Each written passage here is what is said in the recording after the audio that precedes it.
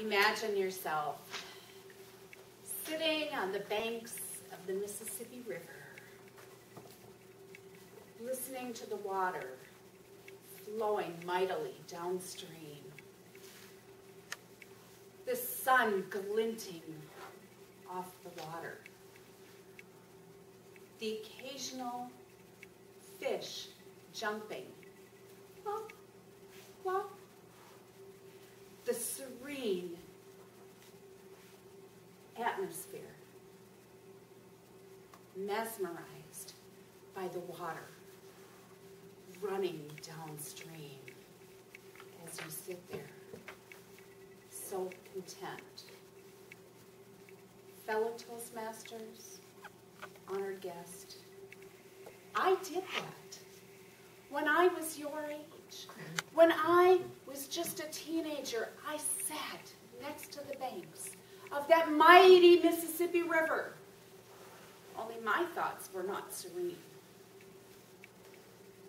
My thoughts turned to how easy it would be to walk in that river, let that current take me, and never come back out again. You see, when I was a teen, I faced an awful lot of abuse from my parents, my dad especially. Any kind of abuse you could imagine, I went through. There was the emotional abuse, the physical abuse, and yes, even the sexual abuse. At that point in my life, I knew that there was no way to get out of this. I know some of you are feeling exactly like that. You're in this place that you have no idea how in the world you're ever going to escape. It is life as you see it, and you do not see a way out.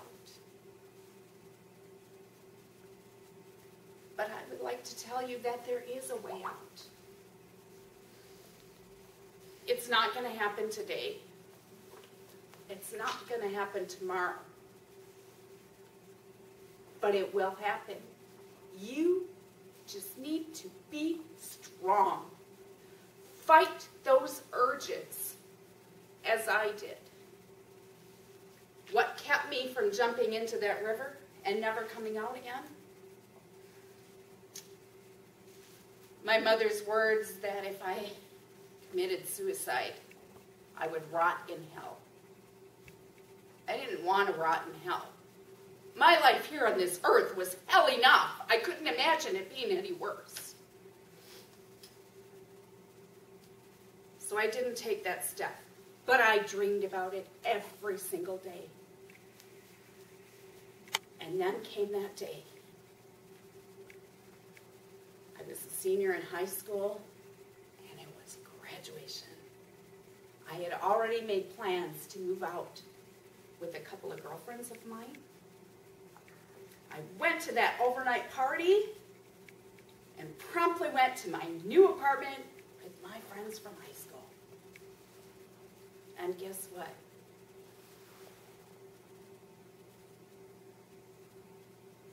I made my way out of the place that I had thought I could never escape.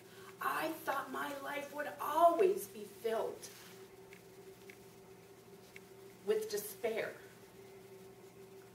But it wasn't. Now, was my life instantly better when I moved? No, it doesn't work that way. It takes a lot of time to build up to that point. But I at least escaped that place I was in, and my life was a little bit better.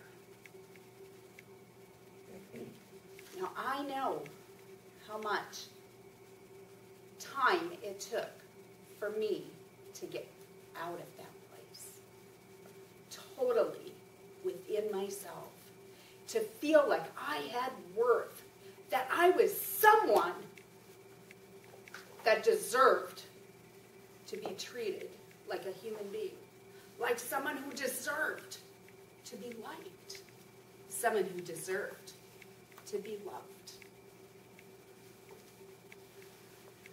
I set off on a journey of personal introspection. It started, of course, with what does every person do as soon as they become legal drinking age? Ah, yay, let's go drinking. Well, you know what? That wasn't for me. I didn't like that. I didn't like who I was. I was using that as an escape mechanism to not really explore why I was doing some of the things I was doing. Some of the things I was doing were a reflection of the things that were done to me. I was not a very nice person at times. And that's how it works. When you're in that spot, when you're in that place, when you think there's no way you're ever going to get out of it, and all of a sudden you do, you rely on patterns that are familiar. You might turn into the people you were escaping from. If you're being bullied, you, after escaping that bullying that's happening to you, might turn into a bully yourself. For those that have suffered abuse, as I have, you might become the abuser yourself. It's just kind of the way that things work. It's what you're familiar with.